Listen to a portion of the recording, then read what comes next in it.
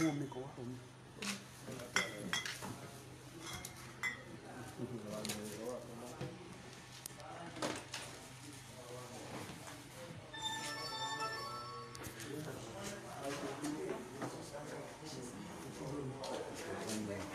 Mélòó ló kù bẹ́ẹ̀? Mẹ́ta yín tẹ́jọ́.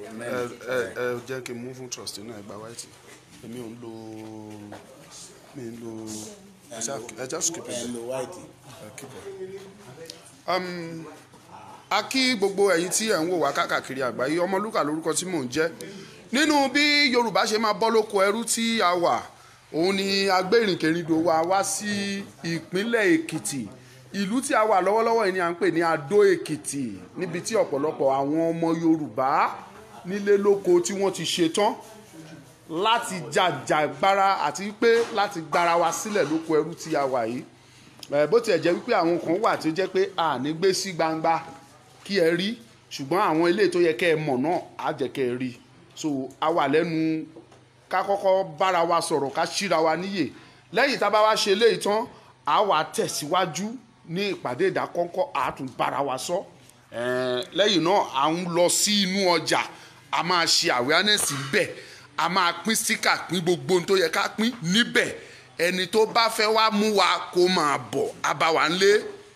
ilé bọ́bọ́ ọmọ sì ń bọ́mọ lẹ́rù. Nígbà tí mo tiẹ̀ ti dé Èkìtì, mo ti bá àwọn bàbá mi evangelist ibi líle là ń bọ́ ọmọ ṣòfò. Ẹ ti rí sticker. Ẹ̀ka tó bẹ̀rẹ̀ introduction,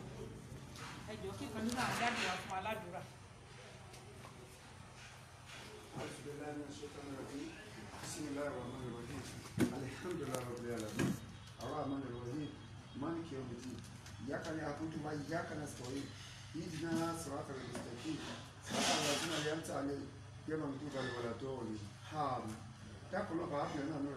A bẹ̀rẹ̀ pàdé pẹ̀lú orúkọ rẹ̀ lọ́wọ́ sábà yọ rẹ̀ pẹ̀lú ọpẹ́. Mo fẹ́ wa ọlọ́wọ́ sábà fẹ́. Mo kọ̀ wa ọlọ́wọ́ sàkọ́ fún wa. Kájọ orí ibú ọlọ́wọ́ tí ó kò ta lórí. Látọ̀ ní kọ́ni tó wá tó wá látọ̀ Ondo State ní àtàwọn ká lókè lọ́nà ọlọ́wọ́ sàdúró tẹnìkan fún wa. Yorùbá ọlọ́wọ́ tí ó dàrú. Èkìtì State ọlọ́wọ́ tí ó bàjẹ́. Ondo State ọlọ́wọ́ tí ó bàjẹ́. Ọlọ́wọ́ sàdúró tì wá. Dákùnrin bá bẹ̀rẹ̀ náà rẹ̀ lórí Yorùbá ọlọ́wọ́ tí ó bàjẹ́ o. Yorùbá ọlọ́wọ́ tí ó bàjẹ́ o. Ọlọ́wọ́ sàdúró tì wá o. Wàlà hàwùlà wàlà kọ́tà ìlà bẹ̀rẹ̀ lọ́sí. Yorùbá Jésù Kristu Olúwa tó gbogbo alágbàdúrà. Àmín. Ẹ ṣe púpọ̀ sọ. So ká tó sọ ohunkóhun gẹ́gẹ́ bí coordinator wa ṣe sọ, a máa kọ́kọ́ ṣe introduction. Àwa rí Ìyẹn i o. ni pé mọ̀ mí mọ̀. Ẹ má bínú mà. Àwa náà rèé, a ò jù bẹ́ẹ̀ lọ. Àwa Akọ̀lé ta bàbá náà Èkìtì. rèé, a ò jù bẹ́ẹ̀ lọ o. Àwa là ń ṣẹ̀rù bà wọ́n ní ilẹ̀ Yorùbá. Continue coordinator. Àkọ́kọ́ fẹ́ mọ ara wa náà torí pé a máa pàdé ní ọjọ́ míì kó má di pé àmọ́ra wa àbí àmọ́ba ṣe jẹ́. Mo máa bẹ̀rẹ̀ lórí àwọn coordinator wa. Àwọn ni Mr. Ọmọjowó Ọmọnìyí Victor tí gbogbo èèyàn mọ̀ sí Ọmọlúkà. Àwọn ló dá Odùduwà Liberation Vanguard yẹn sílẹ̀. Ẹ kúlé o, ìkúlé o, ìpẹ̀lẹ́ o Èkìtì, ìyanra o. Wọ́n jẹ́ national coordinator gbogbo ilẹ̀ Yorùbá títí dé Kogi, Kwara, Edo, Delta. So èmi tí mo dẹ̀ ń sọ̀rọ̀ yìí náà, èmi ni Comrade Abigail Ojo tí mo ń gbé nílùú Àkúrẹ́. Èmi ni coordinator Odùduwà Liberation Vanguard ní Ondo State. Ẹ pàtẹ́wọ́. Mo máa jẹ́ coordinator Odùduwà Liberation Vanguard ní Ondo State ni mo jẹ́ ọmọ Èkìtì. Ondo State lọ́kọ̀ mi. So Èkìtì lèmi. Àdẹ̀ ní fẹ́ kílé tiwa náà kó bàjẹ́. So àwọn dáàdì wa tó jókòó sí bíbá yìí, àwọn là ń pè ní General Sustainer.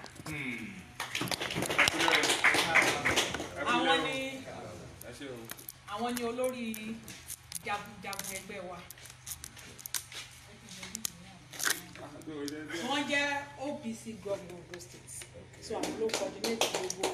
ẹgbẹ́ jagunjagun ní ọ̀dọ̀ tiwa. Ẹ kúlé o, ọmọ bíbí Oòduà ni mí o, ọmọ bíbí Oòduà ni mí o, ẹ̀yin kọ́. Ẹ kúlé o. So a máa shift introduction sọ́dọ̀ dáàdì wa, wọ́n á dìde, wọ́n á bẹ̀rẹ̀ sí ní introduce ara wọn. Ẹ ṣé púpọ̀. Ẹ jẹ́ sọ bí introduction ṣe máa lọ sí, ẹ má bínú. Okay, sir. ẹ má bínú màmí yìí ẹ dárúkọ yín fún wa tẹ bá belongs to any group tàbí ẹgbẹ́ kankan nílẹ̀ Yorùbá bóyá OPC o bóyá Àgbẹ̀kọ̀yà o bóyá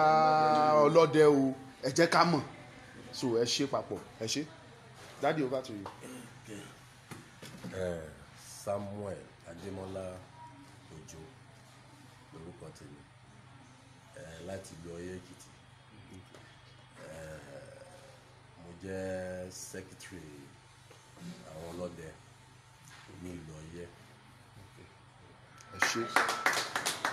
ó yá bàbá. Ayẹni Emmanuel Ayọ̀délé lórúkọ mi jẹ́ ìránṣẹ́ Ọlọ́run mo dẹ̀ wà ní ẹgbẹ́ àgbẹ̀. ẹgbẹ́ àwọn àgbẹ̀. state ní báyìí.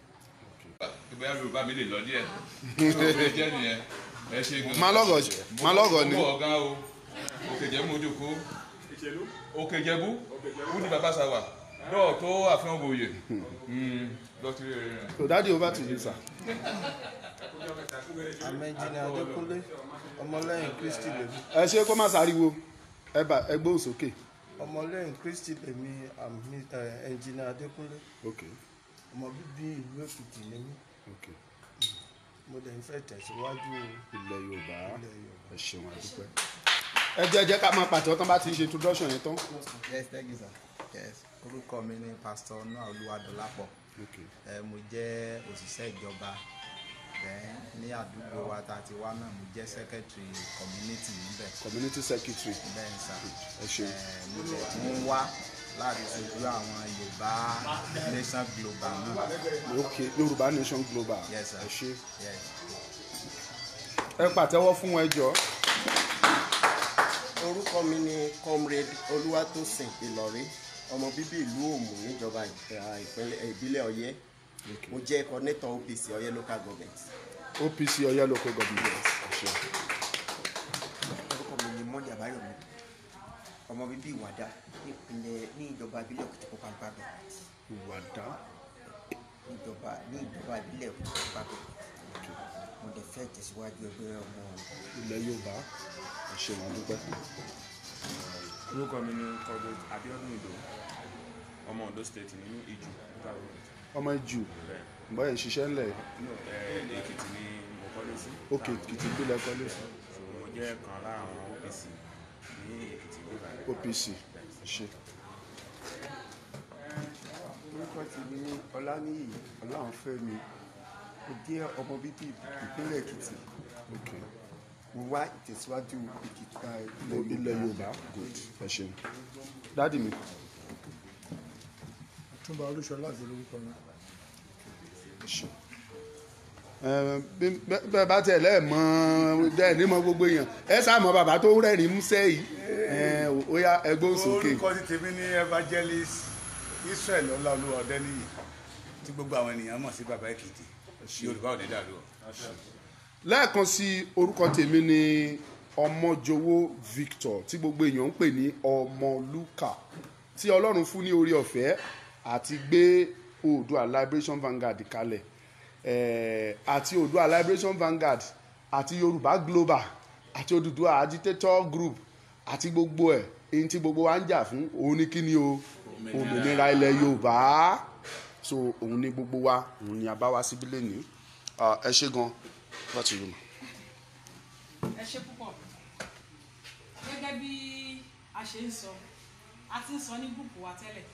bó tiẹ̀ jẹ́ pé àríra wa sójú ṣùgbọ́n ọ̀rọ̀ oríṣiríṣi ti ń jáde lórí gúùpù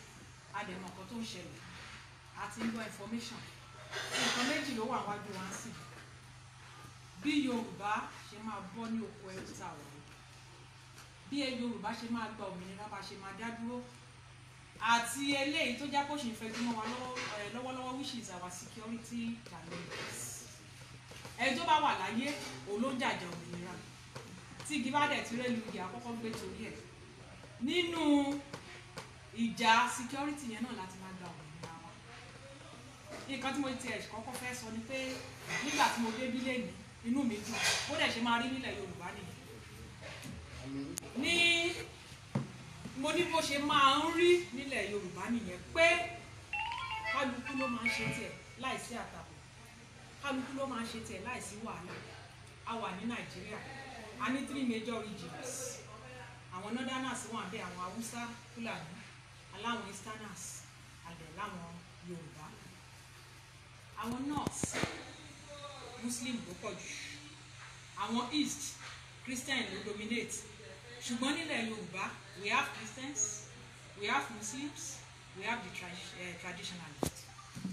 tó dẹ̀ wà displayed níbi tá a wà lẹ́nu a ní kẹ́nìkan gbàdúrà fún àwọn dájú wa tó gbàdúrà fún wa a rí pé muslim làwọn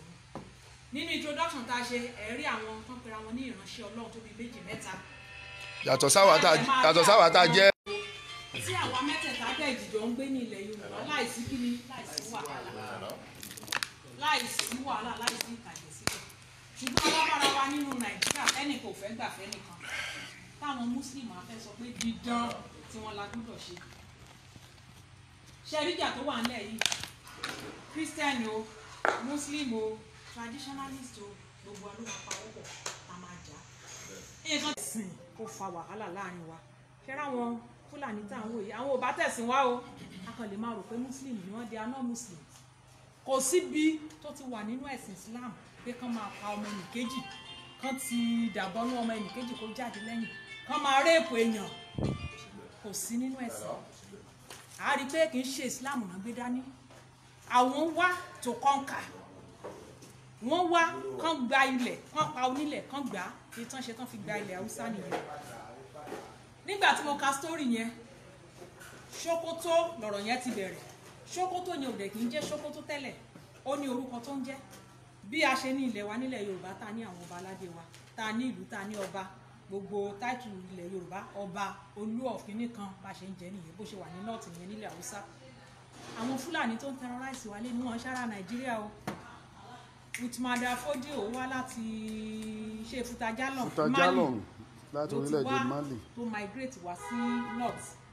ọba Sokoto ń bẹ̀ mi ò ti rántí ṣé Saki iná ló ń jẹ́ àbí Saki kìíní kan ní onílù ẹni yẹn dẹ̀ gbá lálejò wọ́n lẹ́sìn tí wọ́n tán ṣe wọ́n ní àṣà tiwọn ìyẹn dẹ̀ gbá lálejò after some time the next thing tó pa ọba dà ó dẹ̀ fira ẹ̀ jẹ́ ẹ̀mí ìlú yẹn ó dẹ̀ change orúkọ ìlú yẹn sí Sokoto olófìdí Sokoto lè bí o ibẹ̀ náà ti bẹ̀rẹ̀ sí ní spread out tó káwọn ọmọ ogun ẹ̀ títí tán fi gba gbogbo ilẹ̀ haúsá pátá wọ́n wá gba ilẹ̀ yẹn bọ̀ wọ́n wá ń bọ̀ wọ́n gba ti Kwara Ìlọrin wọ́n ń bọ̀ ní sí south west làwọn Ìbàdàn warriors a gbọ́ nínú ìtàn ní ohun ọtí bí wọ́n gbà yẹn o làwọn Ìbàdàn warriors lọ pàdé wọn kan pa wọ́n ṣàṣẹ́gun wọn òní ò jẹ́ orílẹ̀ Yorùbá gbà o ṣe rí àṣekù baba ńlá àwọn ìgbà yẹn òun làwọn ọmọ wọn continue sí bá a dẹ̀ ṣe mọ àwọn bàbá wa nígbà yẹn they were never cowards wọ́n dìde wọ́n gba ilẹ̀ yẹn padà tán bá ṣe bẹ́ẹ̀ àní wà bí táwa ilé ni wọ́n ti bóyá náà bá tiẹ̀ bí wa sáyé torí àwọn tí ìbá bí wa gan bóyá wọ́n ti pa wọ́n dànù bọ́n ṣe subdue Haúsá tán sọ Haúsá di nothing bọ́n jẹ president ní north Fúlàní ni bọ́n jẹ state governor Fúlàní ló máa jẹ́ gbogbo ọba ilẹ̀ north pátá Fúlàní ni wọ́n àwọn Haúsá gan wọ́n rọ́bìṣì àṣà wọn wọ́n rọ́bìṣì identity wọn àwa ni Haúsá Fúlàní Fúlàní gan wá dominate Haúsá the same thing náà fẹ́ wá ṣe nílẹ̀ Yorùbá o tá a bá dìde ẹ máa rí Fúlàní Adó Èkìtì Fúlàní àti ní Fúlàní Ìlọrin àbí nílẹ̀ Yorùbá náà ni o àní Fúlàní Adó Fúlàní Ìkẹrẹ Fúlàní Ọ̀yọ́ Fúlàní Ìbàdàn nǹkan fẹ́ ṣe nìyẹn o a máa wá lajú sílẹ̀ kan tó wá ṣe yẹn ní táwọn bàbá wa kọ̀ ṣé àgbẹ̀ kò yẹ ká gbà á torí pé àkì í ṣe ọmọ àjẹ́ ẹ̀jẹ̀ akin tó ràn ní fèsì àwọn bàbá wa òun náà ló wà nínú wa Yorùbá àwọn ṣojú o bẹ́ẹ̀ tí Yorùbá àwọn jà ogun tá a bá rí i pé ṣe rí ogun tí Yorùbá bá máa jà ní kínní ọdún méje láti máa plan ogun rẹ òun làwọn kan ṣe rò pé ṣe la jẹ́ ojo à strategize à ń wò báwo la ṣe fẹ́ ṣe é ó dẹ̀ pẹ́ tá a ti ń strategize ó pẹ́ tá a ti ń sọ títí tóbi yẹn fi wọlé bá wa tó ń kanlẹ̀ kù gbọ̀ngbọ̀ngbọ̀n mo post nǹkan sí group Èkìtì lánàá obìnrin yẹn ń sọ ó ṣẹlẹ̀ ní mìíràn Àkúrẹ́ ló ti ṣẹlẹ̀ ó dárúkọ àdúgbò yẹn rí àìgbòbà mọ́tò lẹ́nu yẹn páàkì kóra nǹkan ẹnìkan wà ní mọ́tò dé àfúlàní ti wọnú mọ́tò lọ́sàn-án gangan ni o wọ́n dẹ̀ yọ ìbọn ẹnìkan mú ọmọ ẹ̀ pé tó bá pariwo wọ́n á gún ọmọ pa ó wà wọ́n délé o bọ́n ṣe àtáàkì máa yẹn nínú ilé ara ẹ̀ ló pariwo ìyàwó tẹ̀lé wọn jáde làwọn àdúgbò dá sí làwọn Fúlàní ṣe fò fẹ́ǹsì lọ ó ti ń dé stage yẹn pé ó má nípa wọlé wọ́n kàn dé wọ́n fò fẹ́ǹsì wọlé wọ́n dẹ̀ jálẹ̀ kúrò nínú ṣé àwa lajú sílẹ̀ dìgbà yẹn ni ẹ wá wo situation tá a wá wà nísìn we have the ẹ̀ṣẹ̀ sá a ní president who is a Fulani man tó dẹ̀ jẹ́ pé gbogbo èrò ẹ̀ pé o fẹ́ o kọ o a máa gbalẹ̀ yín èmi ò mọ ibi tó ti tálejò adé sọ pé kó nílé máa lọ pé àwọn tó take over your land o president ò lè gbà wá o federal government ò lè gbà wá state government ò lè gbà wá apart from pé state government èyí tó jẹ́ PDP gan ká rò pé ó ti ẹ̀sìn máa gbèjà wá gan tí ẹ̀ gan wọ̀ gbogbo wọn Àbújá náà ṣiṣẹ́ fún ẹni tí ò tí ní second term tó ń dùn pé kò ń ṣàrọ̀ra máa ṣe torí second term torí wọ́n ti mọ̀ pé without the support of Abuja wọn lè ní second term in the present Nigeria wọ́n ṣàrọ̀ra ń fọgbọ́n ṣe wọn fẹ́ ṣẹ̀wọ́n ẹni tí ò dẹ̀ ní second term ó rò pé bóun ṣe máa ṣọdún mẹ́jọ as a governor tó àtúnlọ fún Senate tó bá dẹ̀ ṣẹlẹ̀ léyìí wọ́n ní passport wọn wọ́n á gbọ́n oní wọn wọ́n á travel out àwa ló máa wà ń bí o àwa ló máa jìyà o àṣà Yorùbá ni pé ká fi àwọn àgbà síwájú ká fàgbà síwájú láti tó nǹkan ṣùgbọ́n fàgbà síwájú tá a bá ṣe ń fàgbà síwájú lọ before you know it àwa ló máa jìyà ẹ̀ Wọlé Ṣóyínká sọ̀rọ̀ kó ní what do you expect us to do now when the battle is already at our doorstep only of course only there's got to be saving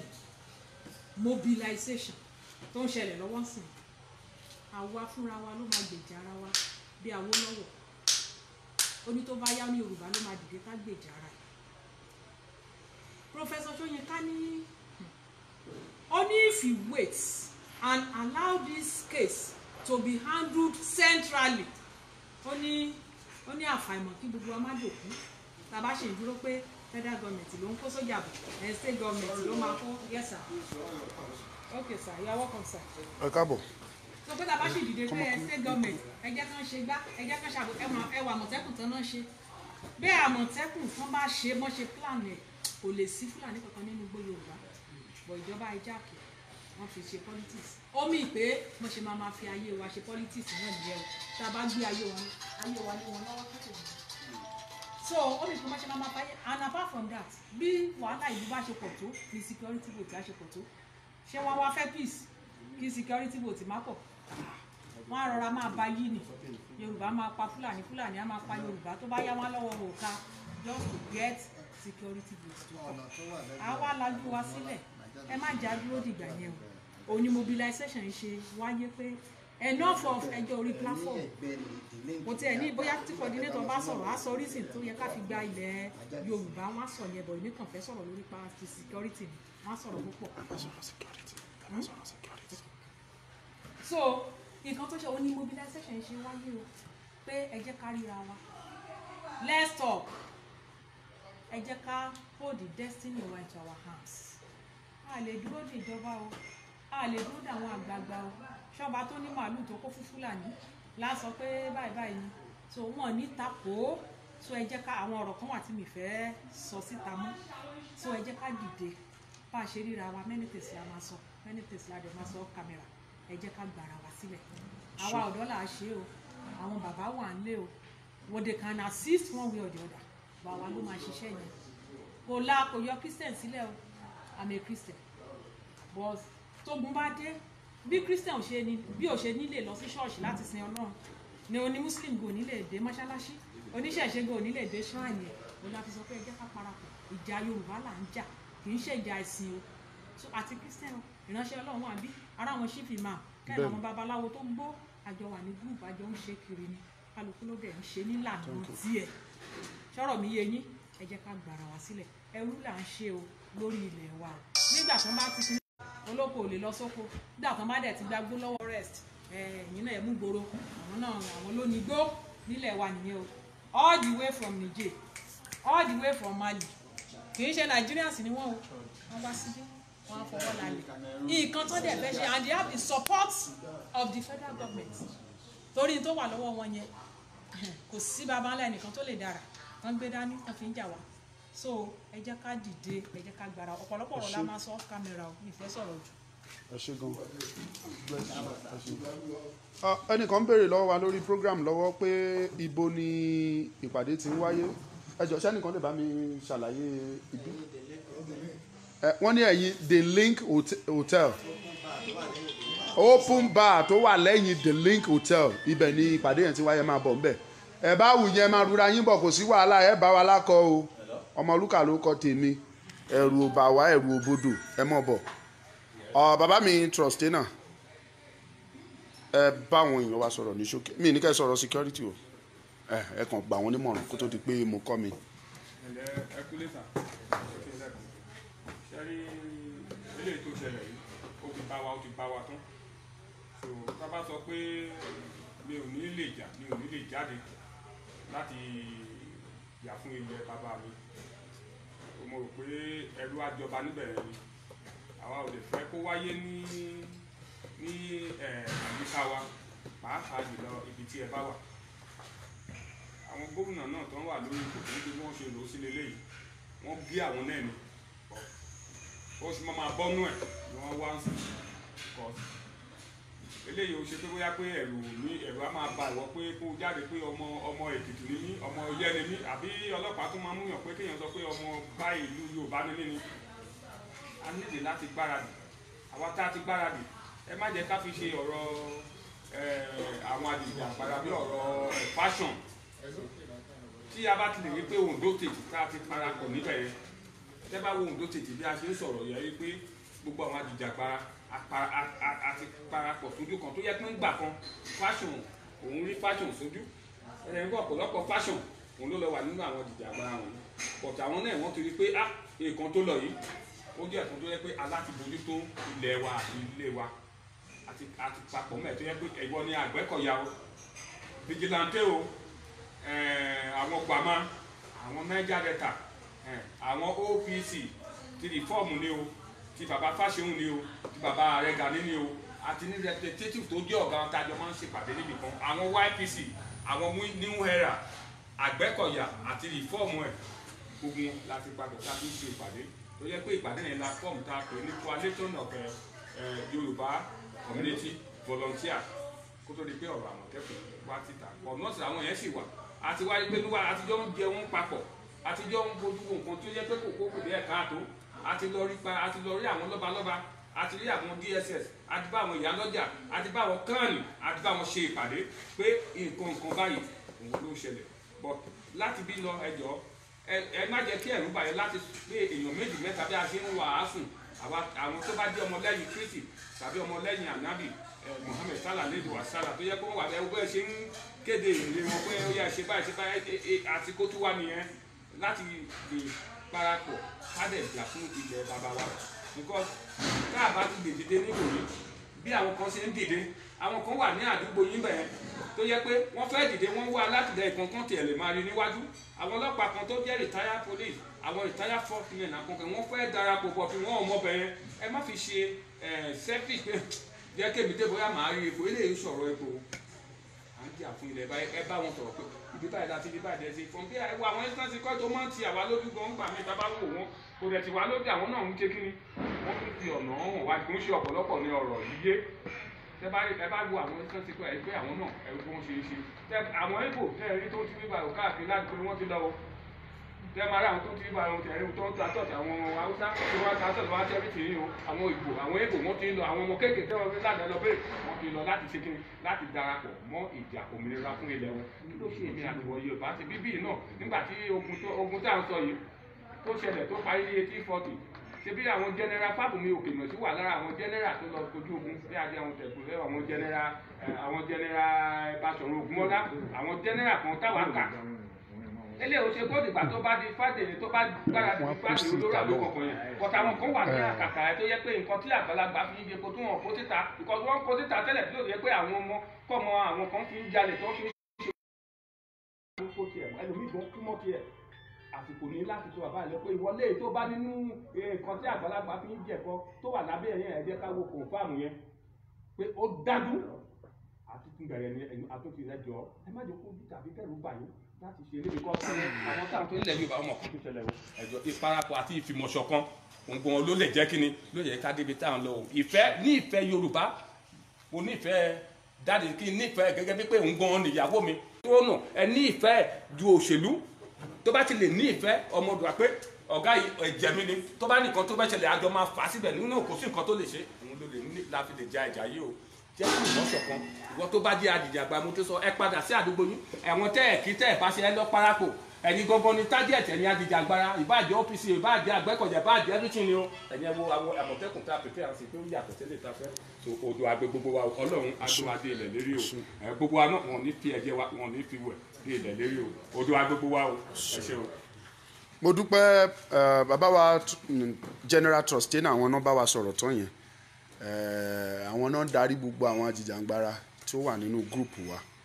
a lè dúpẹ́ lọ́wọ́ Ọlọ́run pé Ọlọ́run gbàkóso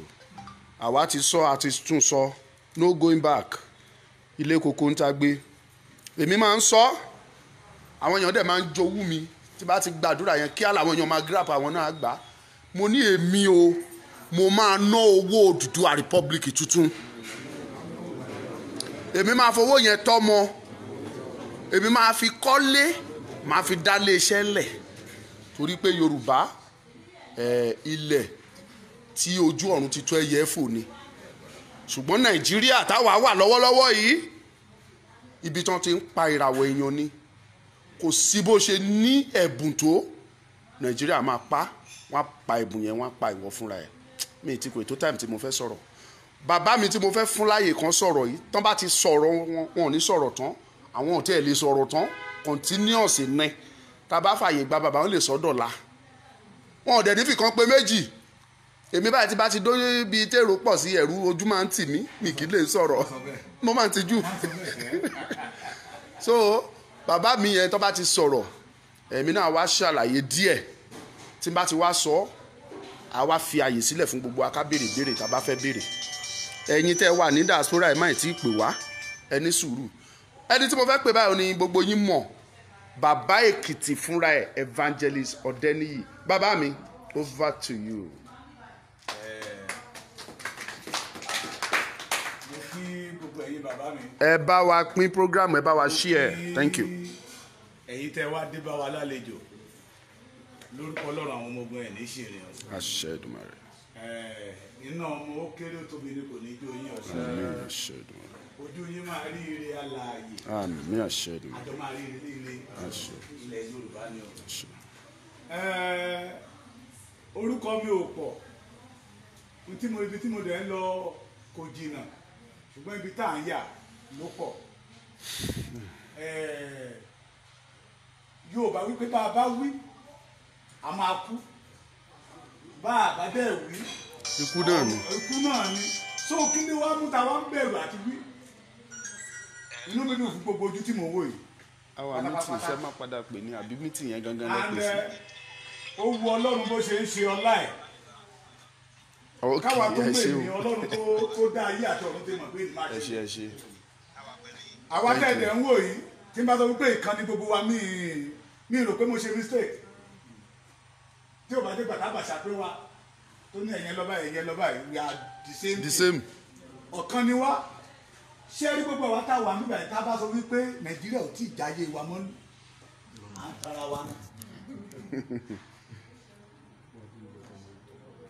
téèyàn kan bá sọ wípé Nàìjíríà tá a wà yìí kò tí ì jáyé òun mọ́ à ń tara wa ni o. èmi gẹ́gẹ́ bí ẹnìkan báyìí mo ti lé lọ́mọ 50 ọdún ìjèrè Nàìjíríà rí. ẹ má disturb bàbá Èkìtì o. ẹ jẹ́ nípa ẹ̀rọ filẹ̀. ẹ̀jẹ̀ wá bínú o ṣé rí mi ò jèrè Nàìjíríà rí fẹ́ẹ́ rí atẹ́gùn tó fẹ́ sí mi nígbà yìí bàbá Adékúnlé Ajáṣin this evil man came and scatter everything. ṣé rí tí Yorùbá bá ń tanra wọn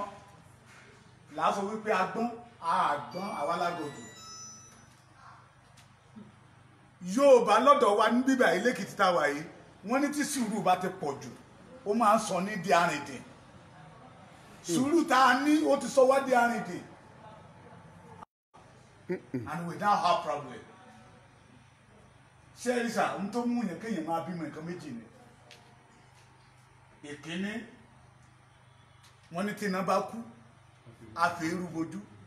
tọ́gẹ̀dẹ̀ bá kú àpọ̀mọ ẹ̀rọ pò ìkejì bórú bàbá tó wà yín sí tán wà yìí wọ́n ṣe wọṣọ dáadáa sí báyìí tó kò mí báyìí kọ́ mọ́ wọn wà lára ní tí ń bá bú wọn lẹ́yìn ọmọ ẹni ní gbèjà ẹni kó lè tẹ̀síwájú. Dangote was the vision of Fulani. Vision tó dẹ̀ ní pé ní ilẹ̀ tó bá ti dé kó kọ́ ká ẹ̀ kó gbà á kó sọ ti ti rẹ̀ ní Kaduna nínú 145 city méjì péré ni àwọn Hausa tó jẹ́ pé they are the real owner of that land náà lè jọba lórí ẹ̀sìn náà lè jẹ yẹn chairman local government the rest Hausa ti gbà Fulani ti gbà so wọn wá bọ̀ lọ́dọ̀ wa torí wípé wọn gbàgbé vision bàbá wọn Dangote pé ibi tẹ́ bá ti dé o ẹ̀mí sọ̀pẹ́ gbalẹ̀ ebe o tẹ́ bá dẹ̀ ń gbọ́ statement tí wọ́n máa sọ táwa bá pè wọ́n ní àwọn Fúlàní àtàwọn ẹranko ni wọ́n they do not disagree wọ́n sọ pé àwọn oṣù ẹranko kí náà fi ń dá wa lóhùn wọ́n ní àwa ní koríko táwọn ń jẹ and they are right but àwọn tó jẹ́ leader ti ti wá ẹ send nọ́mbà tèmi sí wọn kàn pè mí tí Awólọ́wọ̀ fẹ́ lẹ́yìn àwa wà lẹ́kìtì báyà wà meeting lẹ́kìtì pé okay this is our vision ẹ send nọ́mbà mi sí wọn ẹ kàn máa pè tẹ̀síwájú ẹ free education wọ́n ní education is a knowledge àbí bẹ́ẹ̀ kọ́ sà the more bẹ́ẹ̀ bá ṣe ní káwé sílẹ̀ ẹ̀ máa expand síwájú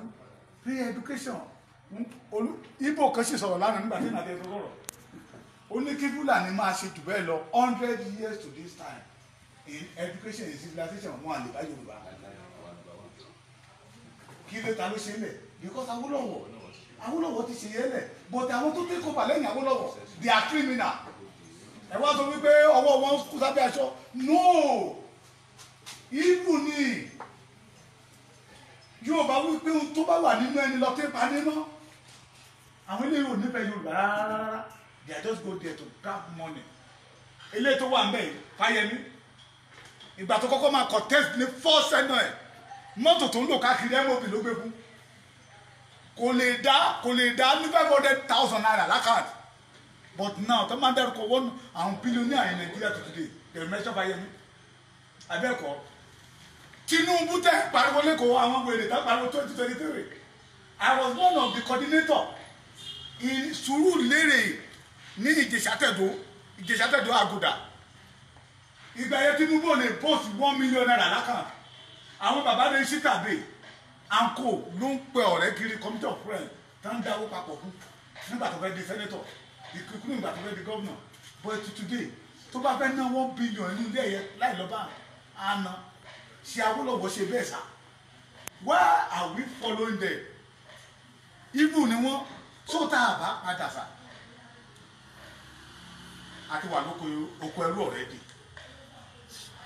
ká má tanra wa jẹ tá a bá jáde báyìí oko ẹrú là ń lọ ẹ má jà irọ́ wọn tàn wá ní o a ti wà lóko ẹrú already ẹsẹ̀ kan báyìí àti bẹ́sẹ̀ kan báyìí láti wọnú oko ìparun so àwa la máa dá ẹsẹ̀ yẹn padà pé ẹ̀nà ìṣẹ̀nà tẹ́ bá wo fídíò kan lánàá píṣọ̀ ìwọ́n ṣò rẹ̀ níbi tí odidi gómìnà ti ń ṣe bí ẹrú láàrin àwọn Fúlàní wọ́n wá bá ní state ẹ̀ ní o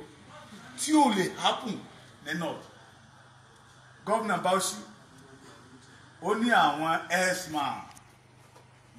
wọ́n ní right láti gbé AK-47 but we Yorùbá di àgbẹ̀tàn kánókò ní right láti gbé ìbọn ṣakabula wa dání. sọ̀rọ̀ àdá. and we are still saying one nation. àdá tẹ fẹ́ fi ṣiṣẹ́ lóko. ṣé rí mo rọ̀ wá torí Ọlọ́run èmi jọyìn rèsì bó bá lè jà síkú kó já síkú. kò tí ẹ̀ ní já síkú. bákan méjì ní ìrìn àjò ilé ayé. bẹ́ẹ̀ ni iye ni. ṣùgbọ́n ẹgbẹ́ àṣẹ kan lẹ̀ dẹ̀sà tí àwọn ọmọ wa máa dé bá Martin Luther King ó lè níbi takò àwọn Kristẹni olóbi lódúró lórí so this is time for us opportunity lélẹ́yìí and mo kàn fẹ́ kí akíyèsára ni sáà mo padà sórí ọ̀rọ̀ tí bàbá dáàdì wa yẹn sọ ó dára láti bá yàn rìn ọ̀pọ̀lọpọ̀ lẹ́jọ́ máa jọ rìn ẹjọ́ máa ní good foundation but tó bá dàárín ayàwó ọmọ yín lọ́wọ́ tó dé wípé olúwa ò lè regret ẹ̀ mọ́ ṣẹ́gbọ́n mi ẹja kíyèsára mo ń sọ tí àwa tòde òní tọ́lọ́run fún lórí ọ̀fẹ́ tá a bá dìde ẹ̀jẹ̀ gbogbo àwọn tó payẹ́ wà lọ́rùn wa because àwọn kan ló jà fún liberty táwa èmi àtẹ̀yìn fi ń tà ń lò lélẹ̀ thank God we are Èkìtì today mo máa ń yọ bàbá mi lẹ́nu gan nínú gbogbo ọmọ tó wí mo ní bàbá kí ni ìtumọ̀ Èkìtì Parapọ̀ yìí ìyá ọ̀rọ̀ wà mẹ́ ó wá gbé aṣọ tó bá dé pé mo mọ̀ pé orúkọ bẹ́ẹ̀ máa ṣẹlẹ̀ irú aṣọ yẹn dáná sun ìta kótó rẹ àní kótó rẹ èmi ká ti yan tó dùdú tó dé ìgbòho lọ gọ́ọ̀mẹ̀ntì àfihàn kò ní sẹ́yìn kankan bẹ̀ ó wá ní ìgbà kí nǹkan báyìí ló ṣẹlẹ̀ nígbà yẹn lọ́wọ́ àwọn àgbààgbà Èkìtì pinnu àwọn papọ̀ wọ́n yí àwọn Ìjẹ̀ṣà láàmú Ògèdèngbé Agbógungbòrò àti pẹpẹ lójú ogun pé tá a bá dìde ẹrú làwọn ọmọ wa tó bọ̀ lẹ́yìn àṣẹ o abẹ́ta kagbara ọba yìí ẹni ńlá kan rí mọ́ta lé síta ẹni lọ àkàṣọ̀ǹbọ̀ ẹni ńlá kan dúdú wọ́n jẹ́ papọ̀ mọ́ra wọn wọ́n da àjà òmìnira ibi tọ́nà ti pàdé ibẹ̀ náà kọ́ Èkìtì Parapọ̀ government college sí so we can do more than that nígbà yẹn sà ẹnu wọn òkú nígbà yẹn sà di orí ọ̀fẹ́ táwa ní náà àwọn òní so pé orí ọ̀fẹ́ táwa ní ẹ̀sà ẹ̀jẹ̀ àná ká dìde fáwọn ọmọ wa tó ń bọ̀ lẹ́yìn wa ọ̀la. ẹ bá wa pín Ọmọlúkà ló ń sọ̀rọ̀ ẹ bá wa pín kẹjẹ kó máa lọ. orúkọ wa máa ìgbà ṣe kí ni má bàa panu àti dé gẹ́gẹ́rẹ́ tó and ní ìrìn àjò tá à ń rìn sáà I will advise all of us ọba dé pé lóòótọ́ la fẹ́ ṣàṣeyọrí let us forget about Obas let us forget about all Obas mo lórí ọ̀pẹ́ àti dọ́dọ̀ ọba kan lẹ́yìn àdó yìí pé sà mo ṣe ń pawọ́ ìhó tútù sa ẹ dìde ó ní kí ni mo fẹ́ káwọn ṣe ẹ pé mítìn lọ́balọ́ba bó tẹ̀ jẹ́ ìyẹn Èkìtì nìkan ni Fáyọ̀sé ṣe ní Èkìtì níbà yìí ó pe gbogbo all the Obas sí ní stadium mohammed wọ́n jókòó gbàyẹ ìsọ̀tọ́rì nínú Yorùbá ti ń pariwo gbà yẹn nígbà táwọn ọba yẹn sọ wípé àwọn ń fẹ́ àtúntò pé nígbà táwọn ọmọ wọn bá kàwé wọn á ṣe security lábẹ́ ẹni tí ò kàwé go to the Nigeria airport today owó kòkó náà fi kọ́ airport tó wà lẹ́kọ̀ọ́ yẹn owó kòkó wa náà fi kọ́ Fúlàní ló ń jèrè ibẹ̀ lẹ́nu tẹ́ bá fẹ́ ṣe owó dọ́là náà sà ẹ̀yin tó bá dọ́là ẹ̀kọ́ owó kàtàkù kẹ́ lọ síbi gbàgbá lọ́dọ̀ wa mẹ́ kẹlẹ́ fẹ́ ṣe dọ́là wọ́n á ná èrè sísà kan bá mi sọ̀rọ̀ ní Amẹ́ríkà ó dẹ̀ ń ké èrè tí ibi tí àwọn ọmọlẹ̀ òṣìṣẹ́ sí àwọn ló ń jẹ́ lẹ́nìí kò sí ọmọ wọn kankan tó wà ní Amẹ́ríkà tó wà ní Canada tó wà ní Washington tó ṣiṣẹ́ lọ́hùn tẹ́ bá rí wọn lọ́hùn wọn lọ ṣe fàájì ni wọ́n á padà wálé iṣẹ́ táwọn ọmọ wa bá ṣe tówó yẹ bá ń bọ̀ wá tún lọ kó fún àwọn Fúlàní pẹ́ ìjọ ẹ bá wa ṣẹ́ wọ́n á tún dèrè wọn agbẹ́dọ̀ kò pèsè yẹn tá a bá ti gbàgbé nípa àwọn ọba yẹn sà bàbá ṣe ń gbé sókè làwọn máa fà wálẹ̀ bàbá ṣe ń gbé sókè làwọn máa fà wálẹ̀ and insecurity mo fẹ́ ká kíyè sára gan torí nínú ìrìn àjò táàrin security was number one in any other thing in any other thing was number one tó yẹ ká mú lọ́kùnkúndùn kí gbogbo wa ká ṣiṣẹ́ lé lórí ká lè ṣe kí ni ká lè lọ síbi tá à ń lọ ṣé rí oríṣiríṣi ẹgbẹ́ ló pọ̀ èmi máa advice torí mo ìgbàgbọ́ mi ní sà mi ò kéré ní 83 yẹ Ondo State àwa méjèèjì yìí tán rò pé wọ́n ti pín yìí náà ni nínú yẹn ti ṣẹ́yọ kẹrẹkẹrẹkẹrẹ lágbó kó ti dọ́yọ̀ from Ọ̀yọ́ tó Ògùn lódèkó ló káàkiri gbogbo ilẹ̀ Yorùbá Ìjẹ̀rò náà ti kọ́kọ́ dì kílà fún akẹ́wọ́n borí owó pé àwọn ọmọ ìlú ẹ̀ ọba ìlú yẹn gbà yẹn sọ pé o ti ẹ̀ ṣe yẹ tí Adékúnlé Ajáṣin má wálé o má wà lé we can still do it today but tí tábà ti rí báyìí this time around brother mi yẹn sọ lẹ́ẹ̀kan ẹjá gbàgbé nípa ẹgbẹ́ ẹjá rí ara pé Yorùbá we are now one ogun tó dẹ̀ ń jà wá yìí agbẹ́dọ̀já ní kó mẹ́sí o ògbélé tó jà wá yìí kó mẹ́sí o kò mọ̀ pé Christian ni mí kò mọ̀ pé Mùsùlùmí ni mí kò mọ̀ pé aláwo ni mí bẹ́ẹ̀ ṣe wo mí ibi tí mẹ́mi náà ti rìn dé táwọn sọ wípé ẹ̀sìn yẹn náà àwọn arábíbà fi ń mú yín wọlé màá wá rọmọ ìyá mi tó jẹ́ Mùsùlùmí màá wá kẹ́yìn sí wọn wá tibẹ̀ wọn wá wọlé sí wa lára so we must put end to it kẹ́ ẹ jẹ́ kájọ ṣe kí ni kájọ tẹ̀síwájú tó bá possible lẹ́kìtì ń bíbà ẹ̀ lóńdó ohun tá a bá ti mú foundation ilé tó bá ti ràn lọ ákàkiri ìlú ẹjẹ́ àparapọ̀ sọ́nà kan mo dá àwọn ẹgbẹ́ kan lẹ̀ nígbà kan sà nígbà tí mo rí pé ọ̀rọ̀ yẹn ń fẹ́ lọ mo láti withdraw ẹ̀ èmi mo dá Yorùbá Save Yorùbá Live Save Yorùbá Soul lẹ̀ èmi mo dá Oòduà Voice Radio lẹ̀ but nígbà tí mo rí pé afẹ́jàjàgbara ẹgbẹ́ ti lọ síbi 200 and I beg it pé no tàbá lè papọ̀ ká lè foundation yẹn lé Oǹdó Èkìtì ń bíbà yìí torí wọ́n ní alágídí mo fẹ́ ká wá fi hàn agídí yẹn ká wá fi hàn pé àgbàgbàkúgbà torí wọ́n ti ń kó wa mẹ́rẹ̀ Awólọ́wọ̀ give us opportunity to become kò sí ìlú náà tẹ́ máa dé ní Oǹdó Èkìtì tẹ́ ẹ̀ ní bá professor ṣátánàkàtà engineer àbí bẹ́ẹ̀ kọ́ but nowadays engineer lábẹ́ table tí ò wúlò mọ́ so we must work on it please ẹ jọ̀ọ́ ẹ jẹ́ ká rí i pé iṣẹ́ wa ni ká gbé Yorùbá síwájú ká tó tẹ̀lé ká tó gbéra wa tẹ̀lé lẹ́yìn torí mo sọ kankan ní ibì kan lánàá àwa yìí lórí ọ̀fẹ́ sábà ti jáde skúsà láago méjì nígbà yẹn lọ tí bàbá mi bá ti gbé ọmọkùnrin ara ọkọ títí ẹ̀ fún ara àdá títí ẹ̀ fún àbí ẹ̀kọ́ tà alórí ọ̀fẹ́ amọ̀bọ́n ṣe ń kọ ebè adẹ̀mọ̀bọ́n ṣe ń géko sà ọmọ yín mélòó lẹ rà dá àtọkọ fún ọmọ wo mélòó la rà dá àtọkọ fún kó má lọ wá jẹ́ wípé àwọn ọmọ wa ẹrú bá máa wá ṣe lábíbẹ́ Fúlàní á ju eléyìí táwa ṣe lọ òye ló dẹ̀ máa le jù so we must put end to it now ìkejì tó dàbí rẹ̀ tí mo máa fi dákẹ́ ni wípé ẹ̀já gbé nǹkan tó ń pè ní odò ká gbé kúrò tí a bá ti mú nǹkan tó ń pè ní odò àti ìbẹ̀rù téèyàn bá ti ń ṣojú ìbẹ̀rù á wọlé ẹni bá dẹ̀ ti ń bẹ̀rù kò lè rí ẹ̀tọ́ ẹ̀gbà ṣé gbọ́ mi sà ẹni bá ti ń bẹ̀rù kò lè rí ẹ̀tọ́ ẹ̀gbà tí gbogbo àwa táwọn àmì ìbàyẹn sì tọ́lọ́pàá máa kó wa lọ sí station àwọn gan máa bẹ̀rù pé wàhálà lè ṣẹlẹ̀ but mo rí kíní yẹn nínú Yorùbá wípé a mọ̀ bá ṣe ń jagun orí afẹ́fẹ́. kò sí ẹ jẹ́ ká padà sọ̀rọ̀ ẹ má wọlé ẹ jẹ́ ká padà sọ̀rọ̀. tí n bá mú wọn tí n bá ṣe kí sí kankan tí mi bá pẹ́ mi ní má ní mo lẹ́wà á ló wà ní kẹrẹ ẹja ní aládùúlọ́la ó máa tó lè fi ìka tó lè ríra bàbá mi máa pè é ṣíṣọ.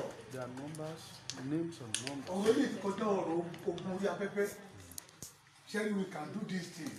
kó má yìí fọ́pọ̀ rárá ṣẹ́gbọ́n mi sá we can do this thing kó má yìí fọ́pọ̀ rárá tába ti tó kó tá a sọ̀rọ̀ ṣé rí ọ̀rọ̀ tá a dẹ̀ ń sọ nígbà yẹn lẹ́nìí bàbá mi ẹjọ́ ẹ̀yin ọ̀rọ̀ yẹn torí sí ohun tá a sọ sí security was number 1 àtàwọn kọ̀ọ̀kan tó mọ̀ nípa security tó wà ń bẹ ẹjọ́ Christian lè mí Muslim lè mí a máa gbé yẹn kúrò ń bẹ náà a máa búra fún ara wa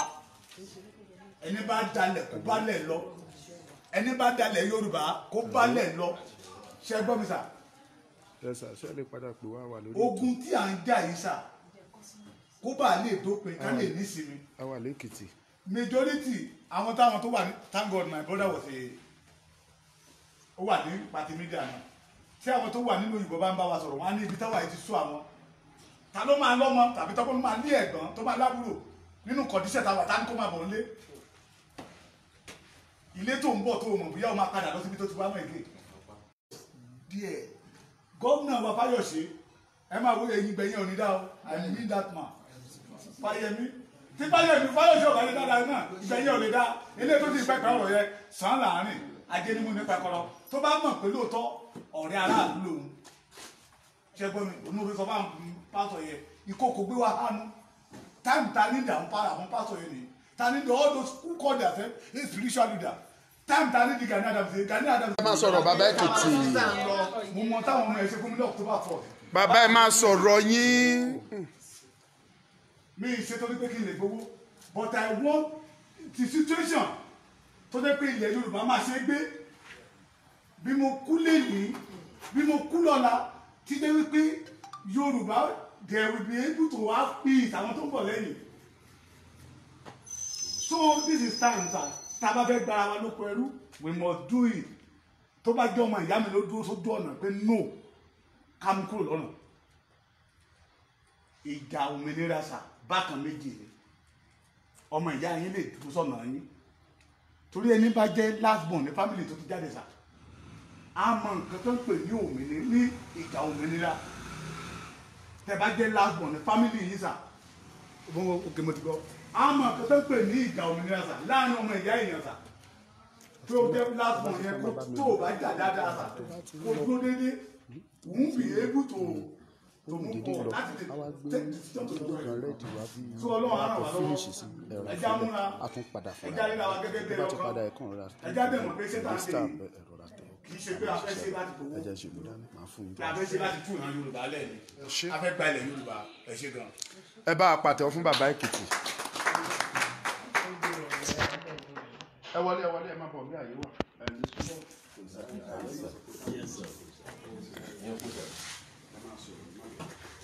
mo kí gbogbo wa lẹ́ẹ̀kan sí Ọmọlúkà ní orúkọ mi mo kí ọmọdé mo kí àgbà mo kí ọkùnrin mo kí obìnrin mo fẹ́ ká ṣe because àwọn kan jọ ìwà nígbà tí ètò ń lọ so àwọn tó jọ ìwà yẹn yẹ ká mọ̀ wọ́n so ó dàbí pé dáàdi wà lára wọn àti brọ́dà wa ọ̀yá sọ̀sílẹ̀ bá mi gbé kí ní sójú wọn ká bẹ̀rẹ̀ lọ́dọ̀ wọn. orúkọ mi ni Adéyẹmí. tó bá ní ẹgbẹ́ tẹ bá belong sí ẹ sọ. orúkọ mi ni Adéyẹmí Tèmítọ́pẹ́ Emmanuel. ok akọmọràn àbí akọmọràn. àwọn ọ̀kadà. ẹgbẹ́ wo ni ẹ wà ẹ sì lẹ́gbẹ́ kankan. ok lọ́lọ́jọ́. Because we want to talk about program, we like the honorable people who I'm mistaken to be saying let back and now.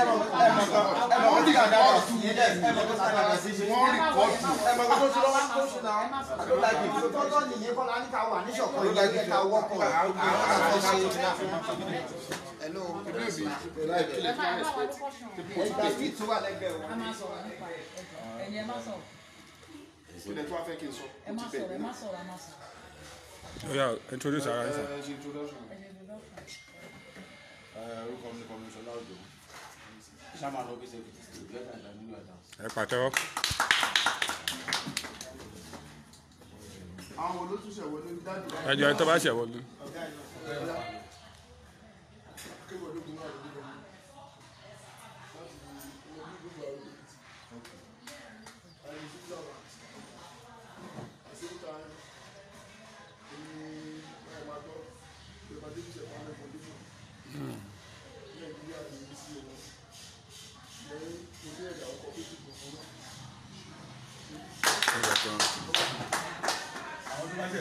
Ọjọ́ bá ti ẹjẹ́ ká mọ̀ yín. ẹni sùúrù ẹjẹ ẹni parí.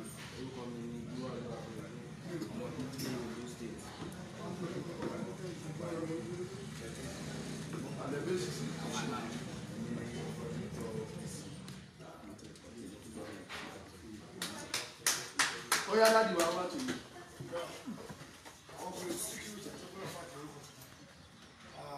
State chairman,